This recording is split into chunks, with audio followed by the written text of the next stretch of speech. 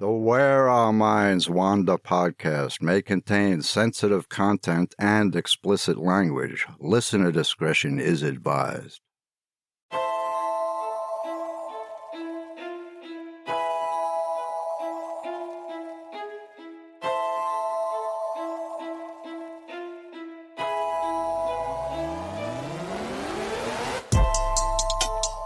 Greetings, fellow wanderers, to the places our minds wander.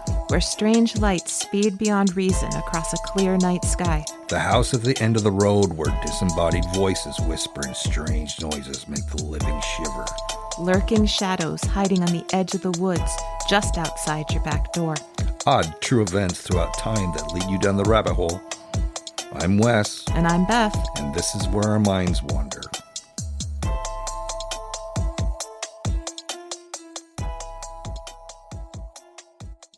Hello and welcome to Our Minds Wander, all you fellow wanderers. I'm Wes, and that's my wife and co-host, Beth. Hello, everyone. So, Beth, we're pretty excited to announce that we have merch finally. We sure do. So, if you're the type to start shopping early for Christmas, or maybe you just want to support our show, you can visit our merch store on TeePublic and see all the different designs and logos we have so far. And we will be adding more in the near future. And it's not just t-shirts. There's hoodies and magnets and mugs and stickers and tote bags on all different colors. There's just so much to choose from.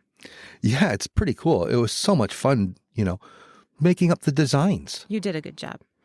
You can follow the link on our Facebook page or go to our website, whereourmindswander.com, and click on our store link. And we put a direct link in our show notes, too.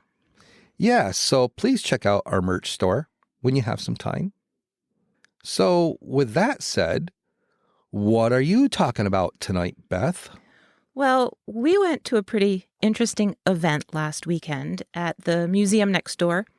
It was a funeral from 1864. We noticed a couple volunteers dressed in black Victorian gowns outside the night before, so we decided to check out what was happening. They met us at the door, and we took a tour through the mansion as though we were attending the funeral of William Sweatland, a prominent local man who died at age 81. Yeah, and didn't you even eat a coffin biscuit like a modern-day sin eater? Sort of. So I covered sin eaters back in episode 15 as possibly one of the worst jobs in history. And I was pretty intrigued that coffin biscuits were even at this fake funeral. It was totally unexpected. I wasn't asked to take on anyone's sins, though. The coffin biscuit I ate was wrapped in paper and sealed with wax, and they followed a Victorian-era recipe, and it tasted kind of like shortbread without any butter or sugar. It was pretty bland, but I had to do it. Yeah, well, I ate a big dinner, so I skipped on the coffin biscuits. It was a pretty cool evening. There was even a paid mourner there, which reminded me even more of sin eaters when you combine that with having the coffin biscuits. Yeah, it was pretty interesting, and we learned a few new things that we didn't know. Plus, the paid admission helps support, the events the local museum puts on, so it was well worth it. So I suspect you're going to tell us about those fun-loving Victorians tonight? Well, yeah. The Victorians were a wacky bunch, from their strict moral customs to their memberships in secret societies. They buried strange things in their walls and hosted seances in their parlors. They gossiped and made deals and ate delicious things with weird names like Spotted Dick. Oh, I knew you'd like that one. I think we have a different interpretation term for it these days. When most people think of the Victorians, they think of women corseted into black gowns with a gazillion buttons and men in cravats and top hats. And many people might think of Victorians as being in perpetual mourning, which in some ways they kind of were. Well, the Victorian era is so interesting to me. I love the architecture and the decor, and not to mention the spiritual practices. And who doesn't love seances, tarot cards, and Ouija boards? So I'm going to talk about Victorian mourning and funeral practices. I kind of had the feeling you were. Kind of led you that way, right? Yeah. When a loved one died during the Victorian era, the first thing people did was cover the mirrors with black cloth. Not because you weren't supposed to give up vanity, but because the Victorians believed that spirits could become trapped in mirrors. You wouldn't wish this on your loved one, of course, so mirrors were covered. You would also stop all of the clocks in the house to record the hour and minute of the person's passing. All photographs of the deceased would be laid face down because, like mirrors, a spirit could be trapped within their photo, and if you looked at them, they might possess you. And then a wreath of laurel, boxwood, or yew was tied with black crepe and hung on the front door to alert the neighbors that a death had occurred. If several deaths had occurred in one family close together, the only way to avoid further deaths was to tie a black ribbon to every living thing that entered the house, including dogs and chickens. Dogs and chickens. I mean, how do you chase a chicken around? Do you tie it to its foot, to its neck? I don't know. I have no clue. Next, you would cut a lock of hair from the deceased head for later. You also would gather all the lilies you could find. In summer, this wasn't particularly difficult, but in winter, a trip to the hothouse was in order. And quite often, the local photographer would be called for the post-mortem photographs. Those are my favorites. A lot has been said about post-mortem photography lately. It seems to have found a huge following on platforms like Pinterest, especially this time of year. Just exactly how photographers did it seems to be up for debate. And as people peruse sites that supposedly show hundreds of post-mortem photos from the Victorian era, it can be quite confusing as to who is actually dead and who isn't. But it is 100% true that Victorians, who could afford it, took photographs of the deceased. You may have seen some yourself. Sisters sitting side by side holding hands. One is very much alive, and the other appears too stiff or perhaps asleep. Or you may have seen some in which a father and mother hold a sleeping infant, who again may appear too still. The controversy comes in with the standing figures, and in some cases those who are sitting upright. Recently, people have been sharing online that there was a certain type of wooden stand, kind of like an easel, that had 3 points where a body could be secured. People point out the bottom of the stand when it's visible in a photo, and then claim it has to be a post-mortem one. But there is another side to the debate, where historians and professional photographers say that even with such a stand, holding up a post-mortem body like that would be impossible. The stand, as they appear in diagrams, would never hold such weight. They say that those stands were for the living, because posing for a photograph in the late 1860s was a long, tedious business. The stands were simply there as an aid to keep the living from moving. But regardless, there are real post-mortem Victorian photos out there, and they were quite popular for those who could afford them. Often, the photo is the only memento someone would have of their loved one. In addition to their hair, but I'll get to that in a bit. Oh, and they also may have had coffin dolls made, too. Yeah, they're pretty creepy. They are. And I kind of want one. We'll talk about that later, too. Coffin dolls were reserved for when a child passed away. Made of wax, they often had hair from the actual deceased child, as well as teeth, and were modeled to look like the child who had passed away. The freaky thing is, at least to me, was that the dolls were designed to be treated like a real human infant. The grieving mother was expected to dress them in their child's clothing and move them from the cradle to other places. The dolls were purposely made with the back of the head flattened so they could be placed in doll-sized coffins, or in some cases they were placed in glass frames. Most commonly, the coffin dolls were treated as though they were still living representations of the child until it was time for burial, and the dolls were either placed in the coffin with the child or they were placed on top of the coffin at the gravesite. Less commonly, the dolls were kept in the household under glass. Well, I want one, but I know it would freak out the kids, and I'm pretty sure you wouldn't approve also.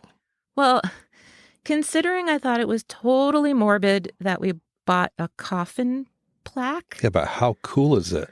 It really bothers me that it looks like an actual deceased child.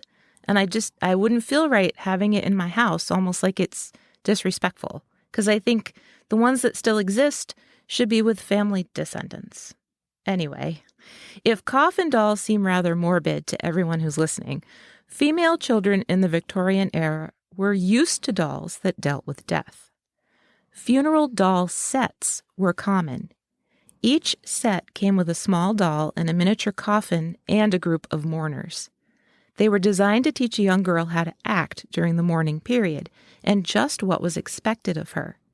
Some even came with the mechanism to act out burying the coffin. That's morbid. But coffin dolls are okay. Yeah, it wouldn't float these days. There's just no way.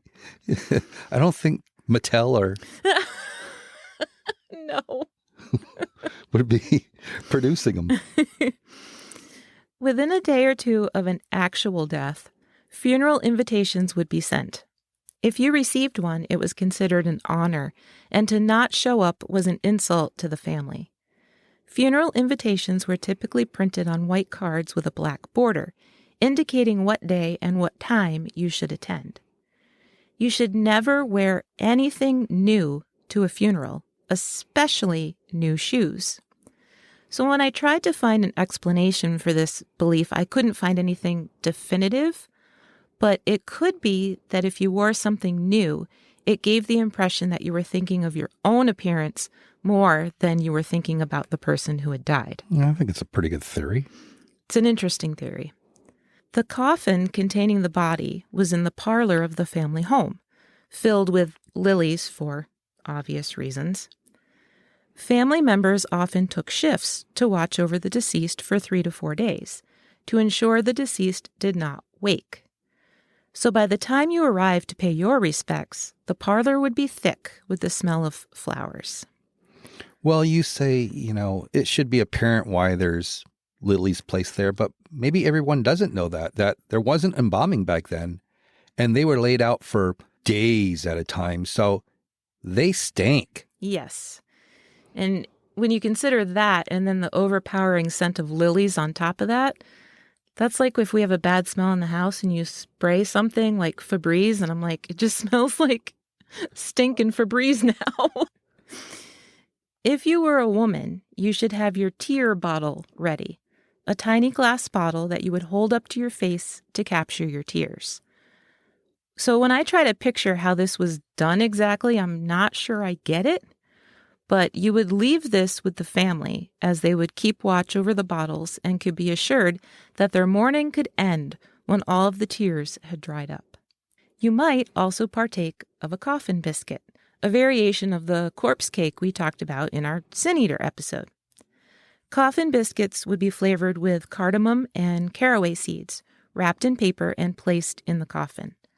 But unlike actual Sin Eaters traditions, since they were wrapped in paper and sealed with wax, you wouldn't actually be eating something that had touched the dead or taking on their sins. Among the mourners would undoubtedly be the priest, who didn't actually perform a service like we'd expect now, but he'd be there to offer solace. And there would most likely be 1 or 2 paid mourners. These were men who were paid in food and drink to remain somber and solemn, as a reminder to everyone else how one should behave. When it was time for the body to be taken to the cemetery, it was always carried out feet first, since Victorians feared the spirit of the deceased could look back into the house and beckon for one of the mourners to follow them into death if they were turned the other way around. If the person who died was not the head of the household, then the clocks could be reset once the body had left the building. If it was the head of the household, then the clocks could never be reset, which seems kind of impractical to me. Yeah, They were so strict. I know. And how would you ever tell time from then on ever if all the clocks in your house had to be stopped? It just seems like this would stress you out, worrying about all these little details that have to be followed. Mm-hmm. The funeral procession usually included at least 3 carriages. The first carried the clergy and the pallbearers. The second was the hearse, often with glass sides so that the coffin could be seen by the people it passed. The third transported immediate family members. Additional carriages might follow, although the interment itself didn't usually include a lot of people. The mourning grieving process was not over, though. Far from it. If you were a man, you would be expected to wear black and to have a black crepe armband for 3 months. But if you were a woman, and it was your husband who had just died, you would now be in full or deep mourning. You would wear black at all times. Your dress, made of bombazine, an inky black wool-like fabric with no sheen. There would be no frills, no ruffles, no beading. You could not wear jewelry of any kind. You would be expected to wear a black veil in public that completely covered your face. The dye used on the fabrics was not pleasant. In most cases, arsenic was involved in the dyeing process, and quite often the women beneath the veil would become ill just from breathing it in. We have a Victorian mourning dress from 1890, and the dye does come off it. Yeah, which we're probably releasing nasty stuff into the air and we don't realize it. Well, just don't go up to it and sniff it. I'll try not to. Luckily for the women under those veils, the only time they would be seen in public would be at church, because in full mourning, women were expected to not leave their house. But full mourning lasted an entire year. So it was also common practice for your stationery to have black borders, in case someone you were corresponding with had forgotten that you were grieving. After the full year of mourning, a woman would move into half mourning, a second year.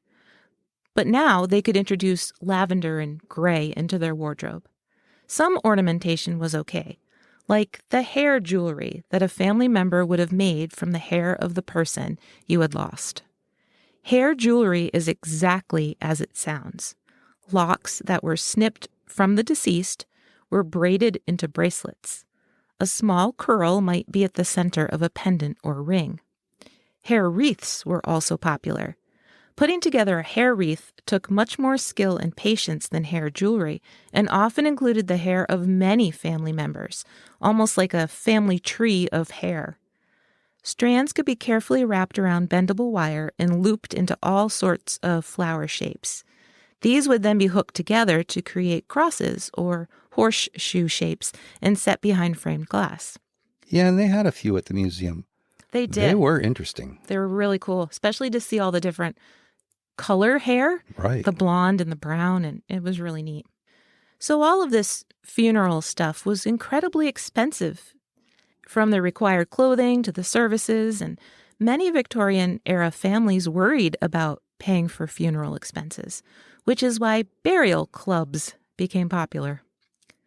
Burial clubs were basically funds that families could pay into weekly. The idea was that if you paid into the club, the funds would cover the expenses for any of its members. And although it was a good idea, it quickly fell out of practice due to mismanagement and fraud. Imagine going to ask for your money and being told there wasn't any. Well, I can imagine that happened quite a bit, too. It did. That's why they did not last very long. This seems pretty sketchy. Yep. You covered quite a bit. And perhaps you could do another episode on their spiritual beliefs about the afterlife sometime. Now that's a great idea. Hey, did you know? People on the Great Plains really did go mad in the 1800s. The cause of prairie madness might finally have an explanation. According to recent research, it wasn't the isolation that drove people mad.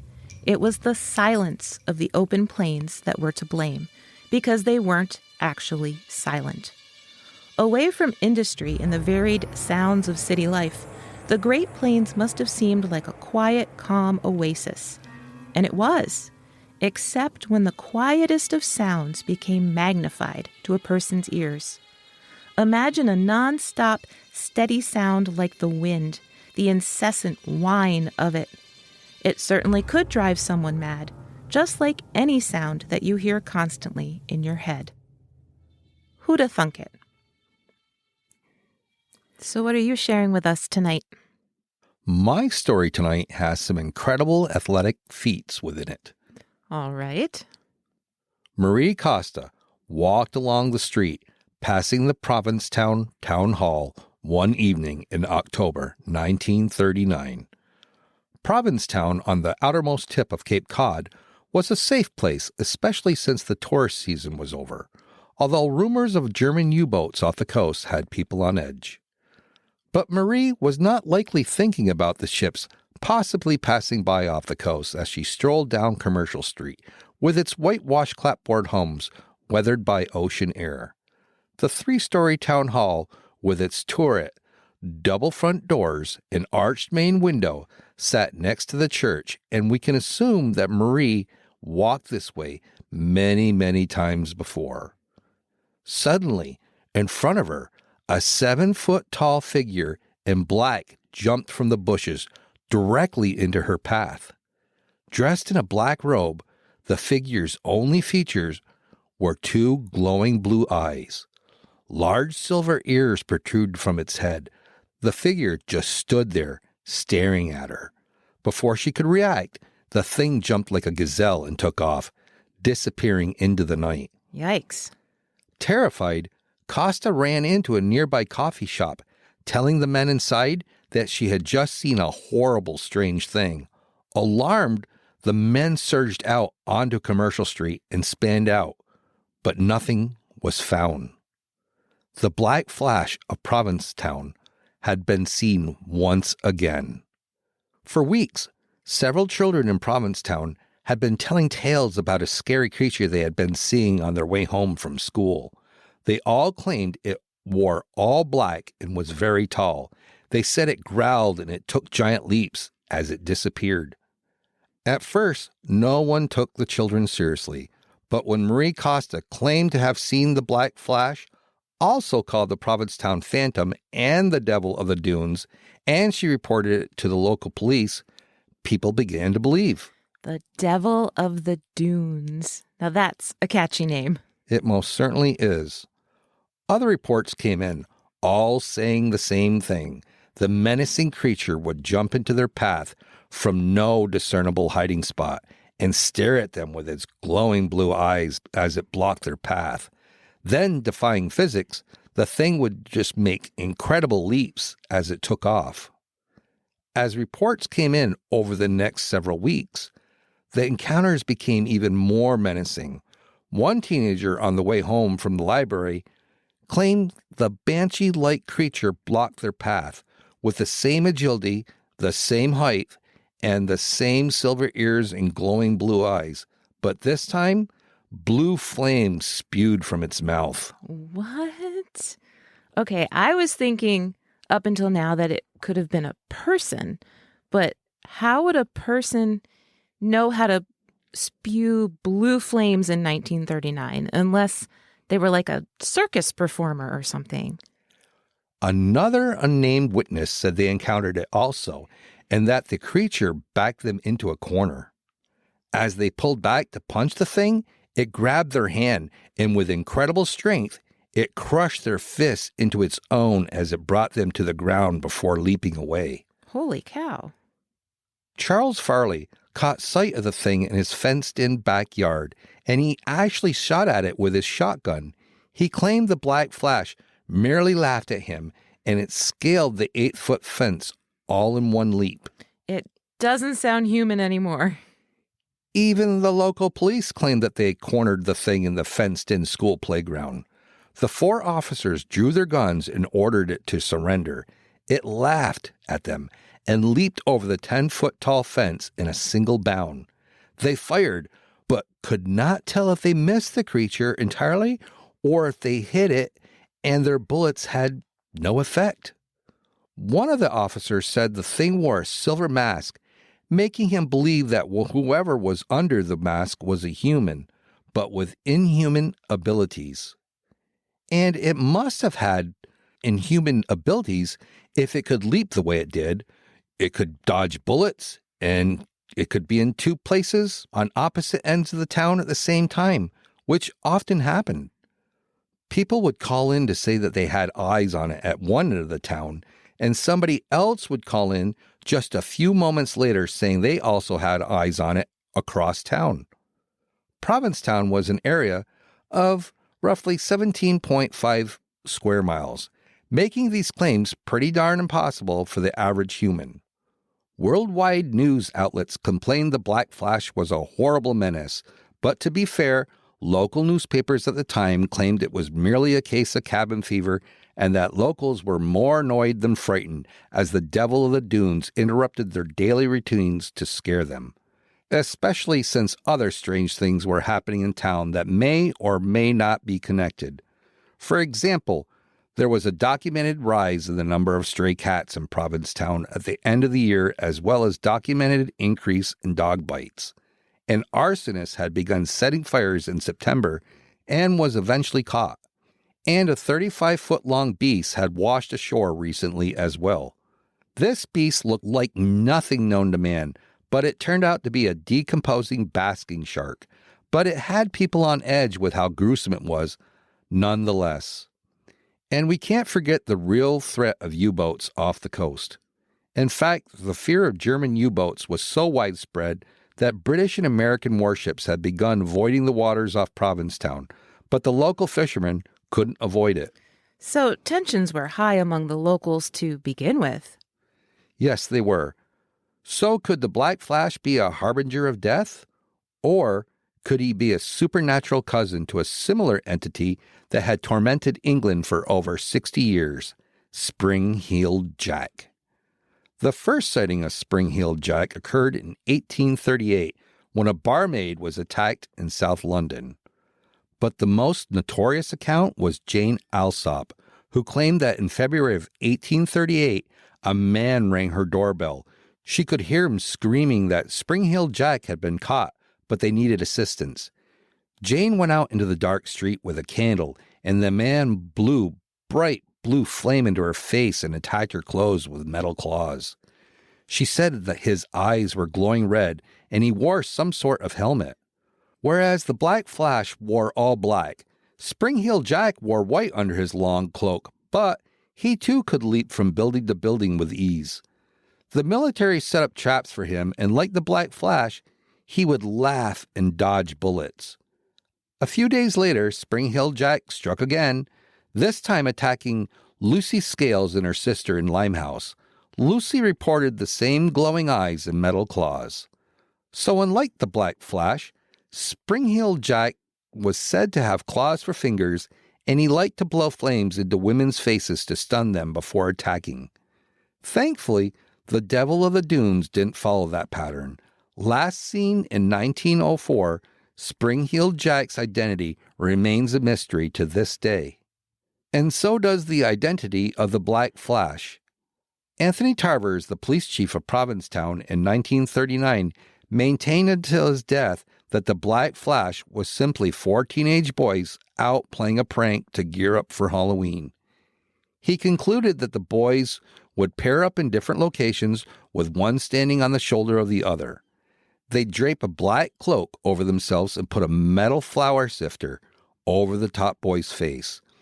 These 4 boys would have had to have been athletes in order to leap and run as fast as they did. But they were most certainly nothing more than pranksters. But that doesn't make sense. No, it doesn't. But I'm sure Tarvers felt immense pressure to, calm his townsfolk down. But you're right, if the accounts were true, his explanation doesn't account for everything. How did the boys produce glowing blue eyes? How did they create blue flames? How did they manage to outrun his police officers and leap 8 to 10 feet with one boy standing on the other boy's shoulders? How would they know about Spring-Heeled Jack almost 30 years later? Or was it really a case of mass hysteria and the townsfolk were embellishing what they had seen? Since no one, not even teenage boys, were officially connected with the encounters, we'll never know.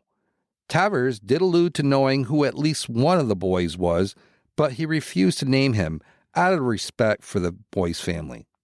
Either way, the oral traditions say that on the night of his last appearance, the Black Flash scared a group of schoolchildren on their way home from school. Terrified, the children ran to one home, barricaded themselves in, and huddled in fear as the demon tried to enter the house. One child grabbed boiling water from the stove, ran to a second-story window, and dumped the water out the window onto the Black Flash in the yard below. The creature let out a horrible scream and leapt away, never to be seen again. Wow. But you would think they'd be suspicious if some local teenage boy, any of the local teenage boys, walked around after that with burns on their head. Well, yeah, you'd think he'd stick out like a sore thumb. It'd be pretty obvious. Right. But there is the fact that the Provincetown children were so afraid to go out trick-or-treating that Halloween that the town held a huge costume party at the town hall instead. The identity of the Black Flash still remains a mystery to this day. That was pretty cool.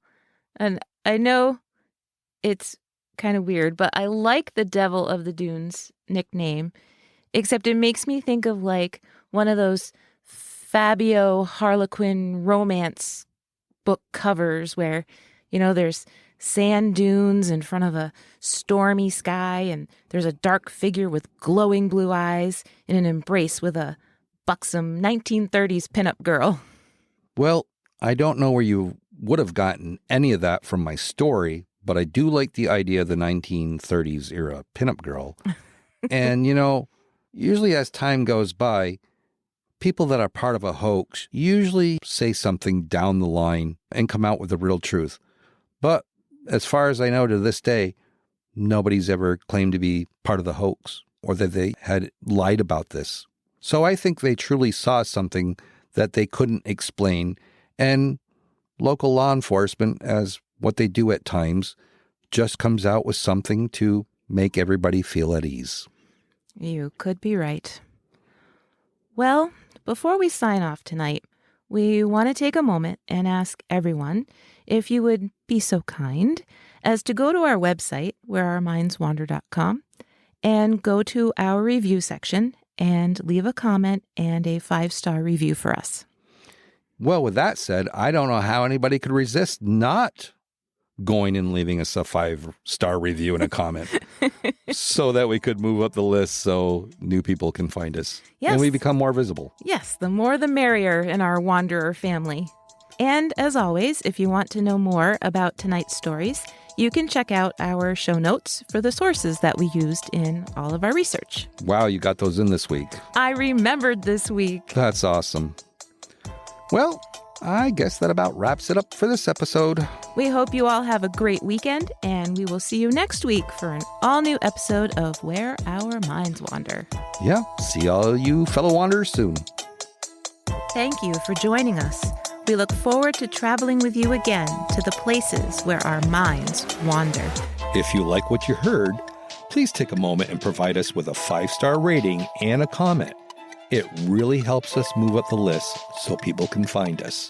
See you next week for an all-new episode of Where Our Minds Wander.